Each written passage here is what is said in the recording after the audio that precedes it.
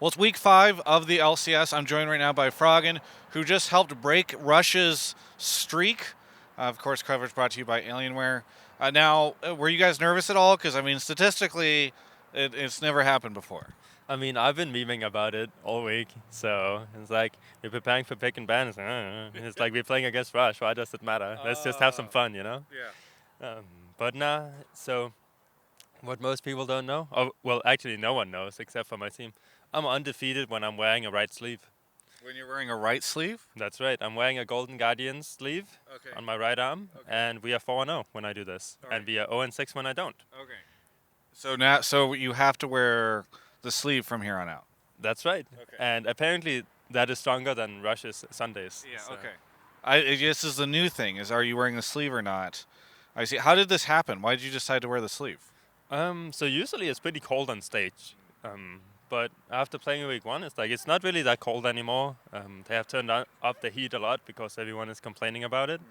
So there's not really a need to wear sleeves or wear like underarm or like whatever we wear underneath our shirts. Yeah. And I don't know. So I just decided, okay, I'll wear a sleeve for the third week and see how it goes. And then we went 2-0. Okay. And then I didn't wear one for Liquid and we lost, and I wore one the next day and then we won. Okay. And same thing this week. So I know there's some voodoo magic over this for sure. Nice. I like it.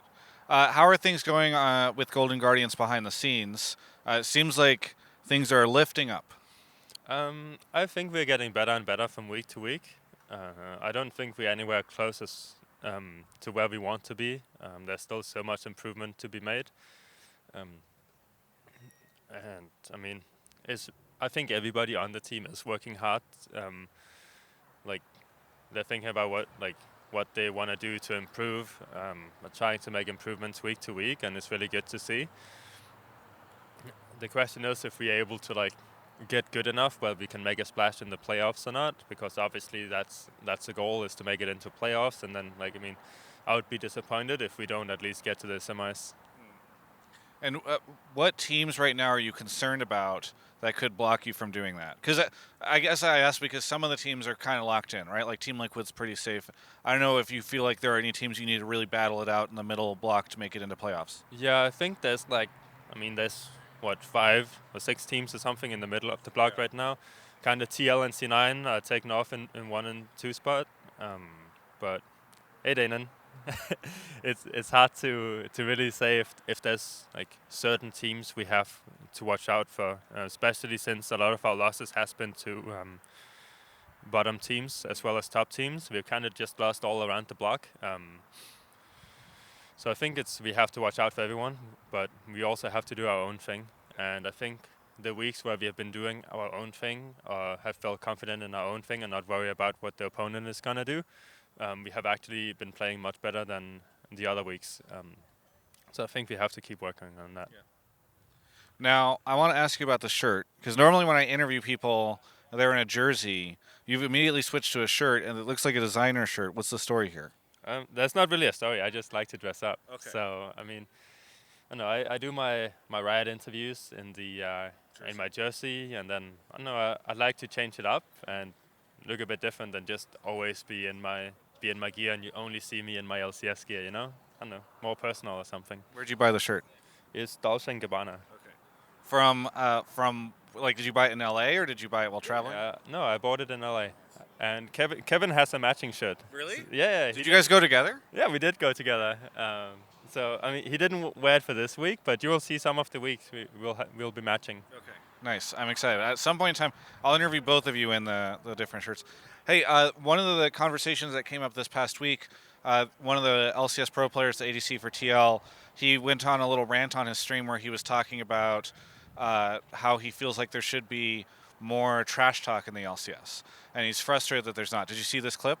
I did not see that, no. So he was saying it's really boring when people do an interview and then they just sort of say the same thing, like, oh, we're trying hard, or they were good opponents, or whatever. He wants to see more trash talk. I was curious if you had an opinion on this. Do you think there should be more trash talk in the LCS? I mean, sure, why not? I don't really care that much. I think it's more of a fan experience if there's some trash talk. I don't really see why I would just go trash talk someone in public and be like, "Yo, you fucking suck, bro." And then they're like, "What? Why?" Yeah. It's like, "Why are you saying this?" You know? Because I mean, your EULCS has a lot, or now LEC. There's a long history there of people trash talking, with the Forgivens and the Giliuses and all that stuff. I don't know if there was any part of you that felt that compulsion. I mean, I may or may not like trash talk a lot behind scenes. See? You know? So we brought this up on Hotline League, and Mark was like, "I know these guys are trash talking behind the scenes. They should just say that stuff on the camera." No, I think it's part of like feeling good and stuff. It's like, yeah, this guy's shit. I'm gonna shit on this dude, you know? And it's like, okay. And but it's so fun for the fans if you guys go out and say that. But are you worried about the backlash, or what is why do you stop doing that? I don't know. I think it doesn't really change anything for me. So I'd rather like not just shit on somebody for the sake of shitting on them and just be a well-behaved young man. You'd rather be a well-behaved young man. Well, what is it? There's a quote which is like, "Well-behaved women rarely make history." Maybe well-behaved young men who are pro players, you gotta do more. You gotta put yourself out there. Yeah, but I mean, Ole. No, I was gonna say Ole was on Hotline League when we were talking about this, and he was trying to figure out how to trash talk, and we were kind of giving him some advice because he couldn't. He one of his trash talks was like, "Wow, they must not be getting paid recently because I've heard their coach isn't or their team hasn't paid in like a month or something." That was his like attempt at trash talk. You should maybe give him some help. Honestly, he needs a lot of help. Mm-hmm. He definitely needs a lot of help. Okay. And guaranteed he knows how to trash talk too. Okay. I've heard this. So. Okay. Oh, he has trash talk behind the scenes. Yes, okay. For sure. Okay. What does he say? Who does he trash talk? I don't think I can say this. Okay. Fair enough. All right. Well-behaved young man. Yeah, well-behaved young man. Okay. Well, you should give him some help because I think he wants to put himself out there and he needs to figure it out. Is there anything that you want to say to anyone out there, Froggen? Yeah, thank you guys for following us, and see you guys in playoffs, hopefully. Wait, I should be more confident. See you guys in playoffs. Yeah, because you're going to stomp on all the other guys, right? Yes. I'm going to stomp on them. There we go. All the other teams are shit. Yes. Okay, great. I really needed that headline. I was worried that I wouldn't get it, and here we go. Thanks, everyone, for watching. You can check out the rest of my coverage of all things esports right here on my YouTube channel.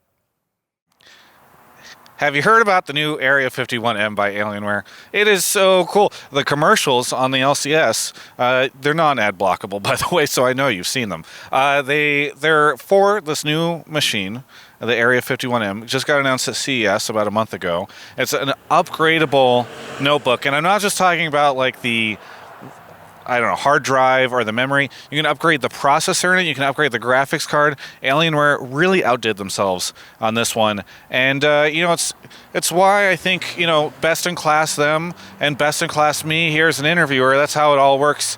At least that's what I tell myself whenever it's late at night and dark. You can check out Dell.com/Travis, link in the description, and they help me out. You can help me out. That's how the world works,